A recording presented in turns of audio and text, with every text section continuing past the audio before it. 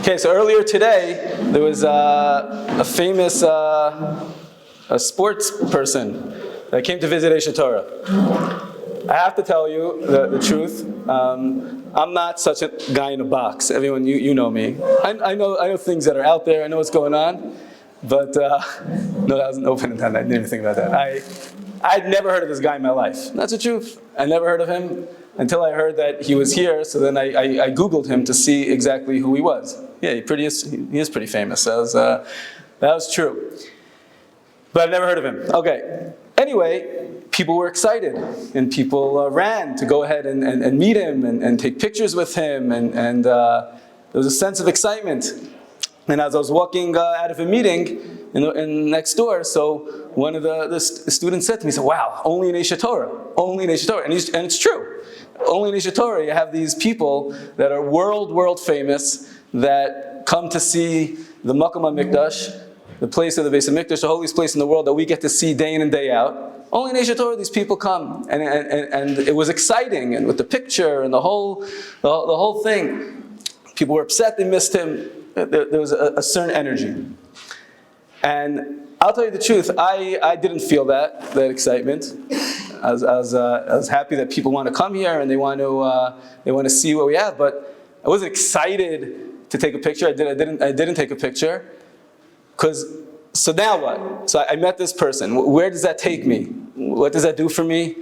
Where does that go in my growth closer to Hashem? How does that help? But for some reason, because of the society that we grow up in, we're totally excited for that. That's the poster that we want to hang up in our bedrooms of the person that became super rich and super famous. That's who we want to think about every night before we go to sleep. Okay, I felt that. I understood that many of us is what we come from, and this is what we're feeling. I kept it inside.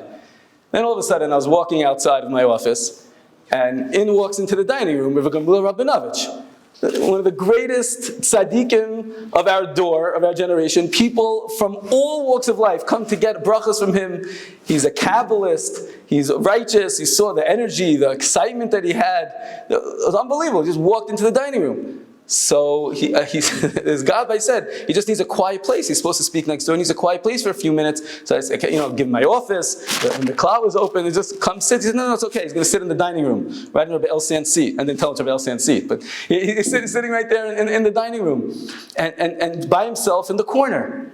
And no one's coming over. One person saw, knew he was. That's it.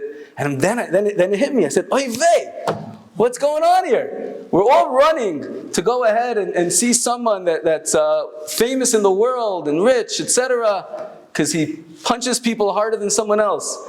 And here there's another person that literally uplifts the entire world, is righteous, dedicated his entire life to the service of Hashem, lives in simplicity, giving all of his time, all of his effort, all of his energy to anyone who wants to go ahead and speak to him, and just sitting there by himself, no fanfare, no guards, no bodyguards, nothing, just sitting there. And then all of a sudden, people walked over to him, and he's giving brachas to people. He's challenging them to grow in the service of Hashem. So once I saw we were on a roll there, I said, okay, maybe just come upstairs and speak in the yeshiva. So and all of a sudden, we had the merit, the tremendous chus of someone to come in here to remind us how much Hashem loves us and how we're such tremendous people for being here and learning and for the life changes that we all made. It always feels good to hear from someone. And the amount that he genuinely, sincerely appreciated that, of who we are in this yeshiva, and reminded us that we have to be sameach. Can't walk around all serious and down. We have to be happy for the tremendous, beautiful present that we've all been given, and that we're responsible to go ahead and use that tremendous blessing that we have in our lives to continue to grow close to Hashem and to bring other people close to Hashem. That's what we should be running to. That's what we should be feeling. That's what we should be excited about.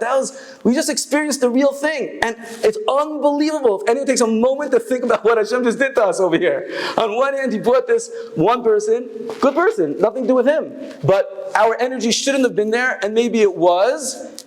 And then to teach us where the real love and excitement and joy should be, Hashem immediately afterwards brought someone into this Beis Medrash to go ahead and inspire us. It's an unbelievable thing. We should all take that into our contemplation today, and to think about that, and to try to appreciate where are our drives, what are we hanging up on the side of our beds, what are we striving to be, how are we going to get there, and Be'ezrat Hashem, if we have the right, like he said, the ratzon, we have the right desire, and no matter what, he said his father didn't have any parents, everything, all the stakes are against him. If someone have to prophesize what's going to be with this 8-year-old kid with no parents in 10 and 20 years, we'd write him off. And he, because he had a ratzon, was able to accomplish tremendous, tremendous things. No matter where we come from, no matter what difficulties we have, no matter when we started in our lives, at what age, it doesn't matter. As long as we have the ratzon, we have the desire to become great people, Hashem will give us the bracha. We just have to make sure to channel all of our ratzonos, all of our desires in the right place. Be'ez Hashem, all of the brachas that we heard from this great tzaddik should come true for all of us.